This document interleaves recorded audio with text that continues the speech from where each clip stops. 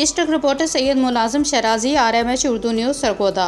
भीरा के नवाई गांव तरतीपुर सईदा में हज़रत सैयद सखी अदम सुल्तान शराजी के मज़ार पर सालाना उर्स और मेले का इनेकाद किया गया। मेले में खाने पीने के स्टॉल समेत रवायती खेलों का इनेकाद किया गया और मुकाबलाबाजी में कामयाब होने वाले खिलाड़ियों में इनामात तकसीम किए गए। तफसीलात के मुताबिक हर साल की तरह इस साल भी हज़रत सैयद सखी अदम सुल्तान शराजी के मज़ार पर सालाना उर्स मुबारक और मेले का इनेकाद किया गया।